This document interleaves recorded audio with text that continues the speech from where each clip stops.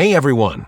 In today's video, we're going to walk you through the process of installing Alight Motion on your PC. Let's jump right into it. To begin, open your web browser on your PC. You can use any browser you prefer, whether it's Chrome, Firefox, or another. In the search bar, type Download Alight Motion PC and hit Enter. This will generate search results related to downloading Alight Motion for PC. Look for the first link in the search results, typically the official source for downloading Alight Motion on PC. Click on it to access the website. Once on the website, scroll down and find Locate the download link for Alight Motion. Click on it to start the download process. You can download the application directly from this source. Alternatively, if you prefer using an emulator like BlueStacks, open BlueStacks and use the search bar to look for Alight Motion. Click on the Alight Motion app in the Google Play search results.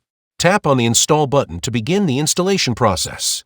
BlueStacks will emulate the Android environment on your PC, allowing you to install and run Alight Motion seamlessly. And there you have it.